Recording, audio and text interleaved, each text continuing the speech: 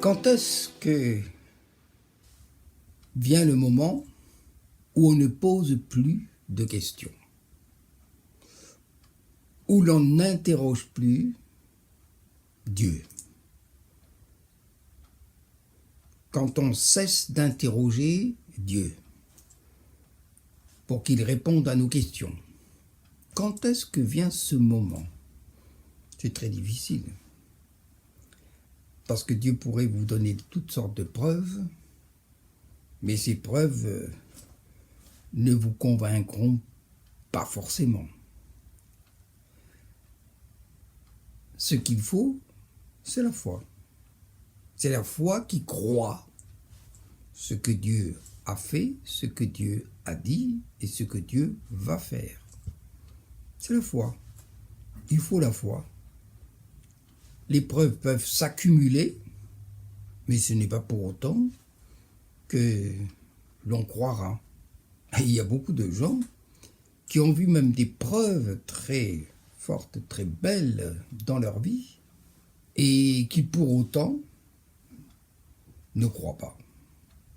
Et même ont cessé de croire. La foi. La foi, c'est ça qui fait cesser les questions. Celui qui a la foi ne pose plus de questions. Parce que il a la foi en Dieu et en ce Dieu qui a toutes les réponses.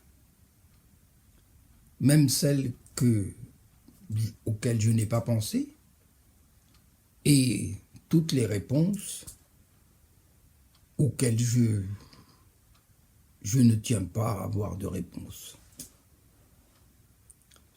C'est ça, la foi. C'est quelque chose de magnifique. Et je vous invite vraiment à avoir cette foi. La foi ne pose pas tout le temps de questions. La foi, c'est « je crois ». Je n'ai pas besoin de preuves, je crois. Je crois. J'ai fait une rencontre personnelle avec Jésus, je crois. Et c'est ça qui est important, c'est faire une rencontre personnelle avec Jésus, avec le Fils de Dieu. Parce que il pourra vous bénir et multiplier même ses bénédictions. Mais ce ne sont pas les bénédictions qui vous obligent, qui vous forceront à croire. Les bénédictions, on pourra toujours prétexter. Combien de fois je l'ai entendu prétexter, oui. Oh, c'était fortuit.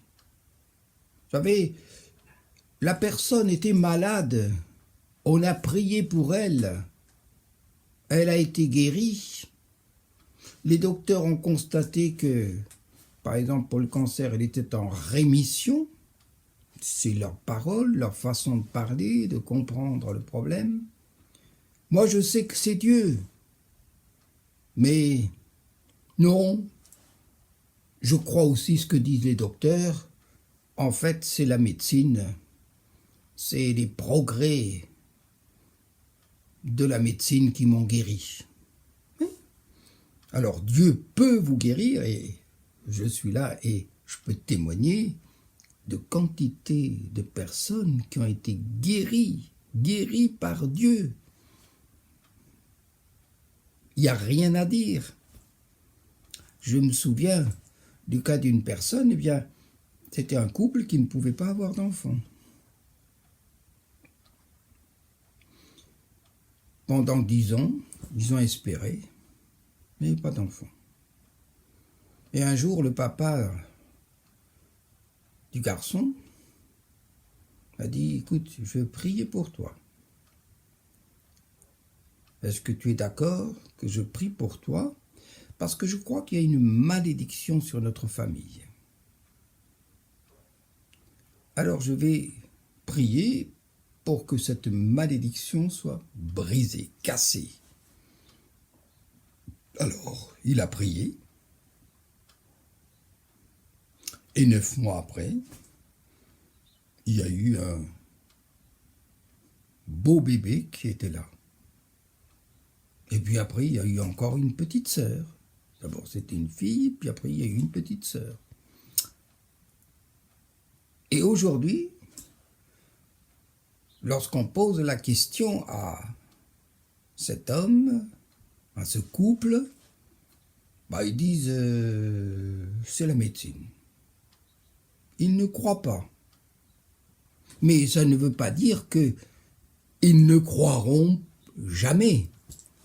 Parce que Dieu les aime et que Dieu a en réserve encore d'autres bénédictions pour eux. Alors, et en particulier, l'ultime bénédiction, c'est qu'ils rencontrent Jésus, son Fils. Alors, voyez, on peut avoir des preuves. Il n'y en a qu'un sur les 10 qui était lépreux, qui est revenu vers Jésus pour le remercier, pour lui dire « C'est toi qui m'as guéri, c'est toi qui m'as sauvé ». Les 9 autres sont allés se faire réintégrer dans la communauté humaine normale et faire constater par les prêtres leur guérison. Et puis après, peut-être qu'ils ont tout oublié de celui qui les avait guéris. Voyez, c'est ça que nous avons parfois du mal à comprendre. C'est cette incrédulité, en l'occurrence, l'incrédulité de ces hommes, ces femmes qui, face aux preuves manifestes données par Dieu dans leur propre vie, dans leur propre chair, ne veulent pas croire. Il y a un moment donné, et c'est ce que nous avons vu dans une précédente chronique, c'est que les apôtres ayant entendu parler et encore parler, disent maintenant c'est plus la peine de te poser des questions. Nous croyons. Nous croyons. Et nous avons lu cela la fois précédente. Et Jésus leur dit même, vous croyez maintenant. Enfin, vous croyez. Et c'est ça qui est extraordinaire, c'est de croire. Et c'est un don. C'est quelque chose aussi qui nous est donné. Mais les choses qui nous sont données de Dieu peuvent être des miracles, etc. Et les miracles, pourquoi est-ce qu'il y a des miracles? C'est pour fortifier notre foi, parce que notre foi a besoin de miracles. Et on comprend que certaines personnes, elles ont la foi, mais quand le miracle vient, s'impose, la guérison, la bénédiction vient, ça fortifie leur foi. La foi a besoin de ces choses pour être fortifiée. Il y en a pour lesquels ce qui compte, c'est ce que Dieu peut donner. C'est pas Dieu qui est important, ce n'est pas Jésus. Ce n'est pas Jésus avec ce qu'il a fait pour notre salut, pour notre vie éternelle. Ce qu'il a fait pour effacer nos péchés, ce qu'il a fait pour nous délivrer de la puissance des ténèbres. Ce n'est pas ça qui compte. C'est que on soit béni, guéri, délivré, pour mener une vie sans Dieu, sans reconnaissance, et de vivre comme quelqu'un qui bien sûr a été béni, mais qui ne veut pas poursuivre de dialogue ni de communion avec Dieu. Or, c'est précisément cela que Jésus est venu faire de la part du Père. C'est d'établir dans sa personne ce pont entre lui et Dieu. Ce qui est important, ce n'est pas la guérison, ce n'est pas le miracle. Ce qui est important, c'est la communion avec le Seigneur.